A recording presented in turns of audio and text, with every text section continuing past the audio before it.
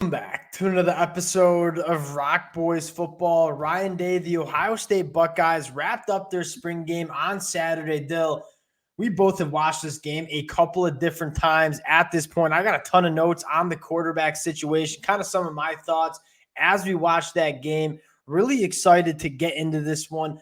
Before we do, and as always, just want to say thank you to you guys. It has been a blast talking this program, whether we're talking transfer portal, high school recruiting. The amount of support you guys show continue to be absolutely amazing. Can't thank you guys enough. If y'all do enjoy the content, consider subscribing to the channel. Much more importantly, Dill, I read the message boards. I read Twitter. A lot of Ohio State fans feeling a lot of different ways about the quarterback room. Would love to hear some of your guys' takes in the comment section, whether you agree, whether you disagree with the boys.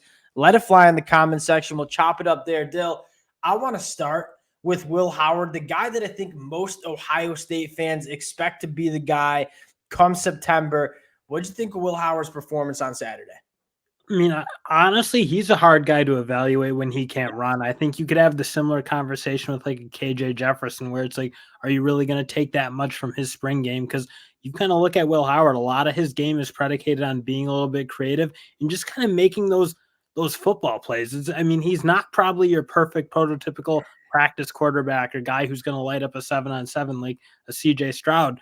But at the end of the day, when he's in games, he finds ways to move the ball. Again, probably not going to be the most pretty, but he needs to be involved with his legs, needs to be able to make some creative things happen. And again, in spring game, you just can't. And frankly, when you're going up against that Ohio State secondary and defensive line, it's really hard to just look really good because that unit's as good as you got. That's a prerequisite to this conversation is like it was going to be hard sledding for any quarterback to look elite on Saturday. Not only it was windy, but again, that is one of the best defenses that you'll see in all of college football, if not the best. Dill, my take on Will Howard is very similar. Like, I think the word that you are looking for is he's a gamer. He's not a guy that is going to flash. There's a reason that he's still in college and not going to the NFL draft. He's not that CJ Stroud top 5 NFL draft pick. He's a very good college quarterback that can win you a lot of games, but his best skill set is not during practice. It's really coming when the moment's big, when it's time to go make a play. That's when Will Howard really excels. Because he lost a battle to an Adrian Martinez, who he's a far better college quarterback than Adrian Martinez. You don't get to appreciate that until he's on the field. And again, kind of what you said, in big moments, finding a way to make it happen. And it's probably not going to be practice pretty, but he gets it done. So again, I think he's a really, really hard guy at the end of the day to evaluate off a spring game in the way you probably. Now, what I always look to in the same thing in how I evaluated Jalen Milroe at Alabama, I'm less concerned with the numbers. You take a look, 9-13, 77 yards. I'm a little bit more concerned with how in command of the offense did Will Howard look. And I'll tell you this, he did look like a guy that has started 50-plus games in his college football career. Like, this was a guy, the ball was coming out quick. It was coming out on time, accurately for the most part. And when I look at Will Howard and Devin Brown, this will kind of segue us into the Devin Brown conversation. That's probably the biggest difference. I think there's a really strong argument that Devin Brown, outside of maybe Julian Sayin, is probably the most talented quarterback on this roster. The MO on Devin Brown is you can tell that he hasn't really played much football. You can tell that he only has 217 career passing yards to Will Howard's 5,700.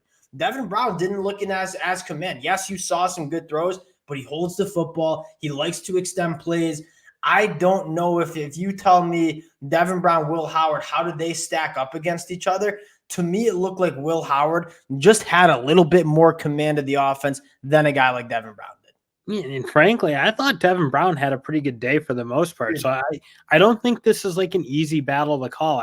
I do think it's frankly between those two. I don't really see either the freshman at this point taking that battle and winning it. And again, if Julian Sayin really makes some progress or something, who knows? But just off that spring game and in what you kind of saw, it looked like it was going to be between those two. And I don't think Devin Brown's going to make it easy.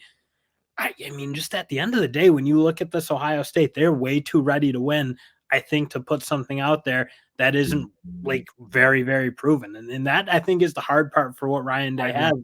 I don't think in practice that's going to be a huge difference between those two. I just think you got to like project a little bit with what Will Howard can do. You just know he's kind of a winner. And again, he's not that first round talent for sure, but he's a guy who can win you games. I think you just made the best argument for Will Howard to be the guy. And that is, you look at this Ohio State team, it's a national championship team. There's not a single person in the country that looks at Ohio State and says they're a top 3 team, arguably the number 1 team in terms of talent going into 2024. You look at the quarterback spot.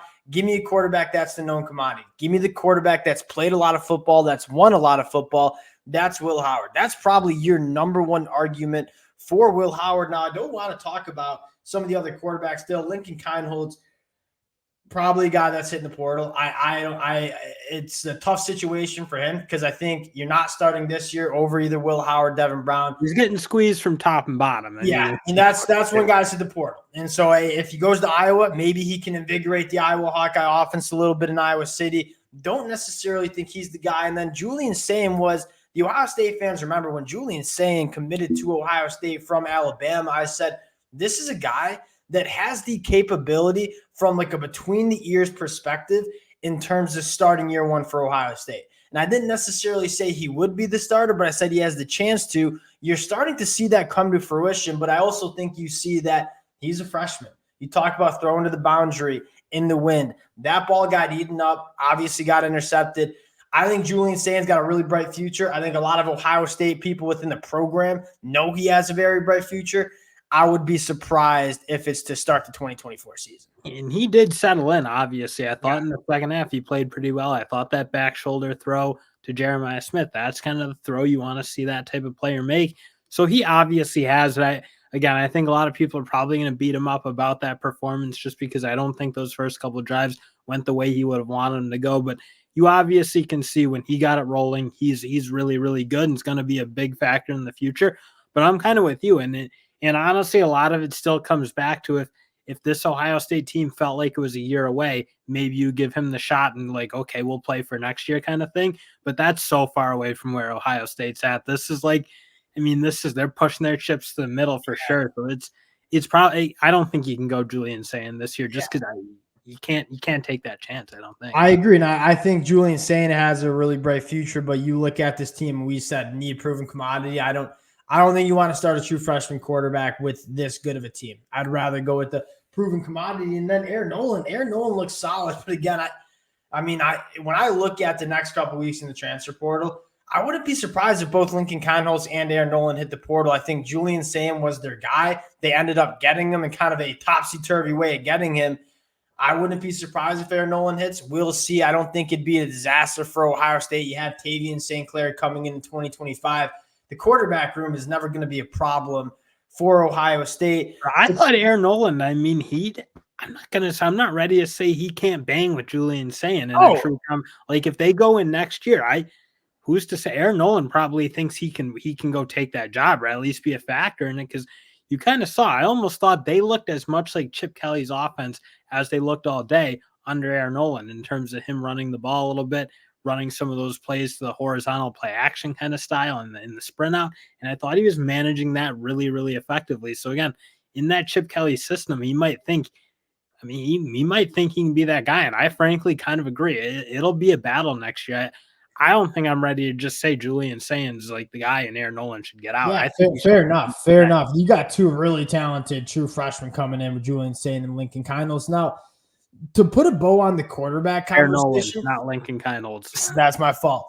A lot of quarterbacks to keep in the old dome in this Ohio State room. Now, to tie a bow on the quarterback situation, I wonder if Will Howard, like in the clubhouse, is the guy. And I think Ryan Day just said, hey, we're still battling out because you want to keep Devin Brown in this program. That's kind of where I lean, is that if you were to ask Ryan Day, maybe he's just not ready to stay because he wants some competition. But from what we saw Saturday, from I think what we've gathered in spring, I do think Will Howard significantly on the inside track. Now, one other conversation that I do want to open up a little bit in terms of the Ohio State spring game, you look on the defensive side of the football, Dale, and absolutely loaded top to bottom. Like there is not a flaw in that defense, really. It is really, really going to be a good unit. The only other spot on this Ohio State team, obviously running back room, very good. Wide receiver room, very good. Emeka Buka reminding everybody that he's kind of a guy too in that room. The offensive line. I don't think I got That some right side, I think I wouldn't be surprised to see them add something there because And so, what do? You have, you're right, right? Josh Simmons, Donovan Jackson. I think Seth McLaughlin's the center deal. I look at Carson Hisman, and he can't play for Ohio State this year. This team is too good to have, and I'll use the word probably liability up front when he's out there. I mean, getting bullied. And again, it's hard to evaluate because they're going against some NFL guys up front. But you look at winning a national championship, going and beating teams like Georgia, Alabama, Michigan. You got to be good along the line of scrimmage. I look at Ohio State and said, yeah, that's still a question mark heading into 2024. If Ryan Day in this program have any more bullets left in the chamber in terms of getting guys in the portal, I very much expect it to be along the offensive line. Yeah, I really do. I think they got to have something there because I really don't think you know who that right tackle is. I think Tegra Shabola can play that right guard spot. Agreed. I thought he looked pretty good and he can be there, but I really don't think you're totally comfortable with Fryer and Montgomery going in there as like that right tackle battle, or even if you throw in Shabola. I just don't think that's a really competitive battle of the likes of which Ohio State should want this year. And you're starting to see some decent tackles pop into the portal. Chambliss from Arkansas, Savion Washington hitting from Colorado. And again, I'm not saying these are guys who are necessarily upgrades for Ohio State, but I think you're starting to see some solid tackles hit. I would be really, really surprised if they take one more shot. I'm And surprised. at the very least, it's like you want to have 7-8 guys that you go into the season you feel comfortable with. Now I think Ohio State probably has, 3 to 4 that kind of fit the Ohio State standard. So at least getting one other guy, building some depth in that offensive line room. Because again, we talk about what's Ohio State's goals. You make no mistake about it. It's a Big Ten championship. It's a national championship. You got to play 15, 16 games. You got to be deep along the line of scrimmage. This team is phenomenally deep at every portion of this football team besides the offensive line. I think they need to get that addressed. And if they do, Will Howard's a quarterback that can win a national championship with this team. Got to give him a good offensive line because I do think that's going to be the separator. When you play teams like Michigan and like Georgia, you got to be able to block them, got to be able to run the football. I don't know if that offensive line can do it so far. So it'll be interesting to see if they go add another body on that offensive line. That'll do it. Though we could go off this whole depth chart, but we've already talked about this team a lot. It's a loaded group. We'll keep it at that. Appreciate you guys rocking with the fellas again. Can't thank you guys enough. If y'all do enjoy the content, consider subscribing to the channel, and we'll talk to y'all later.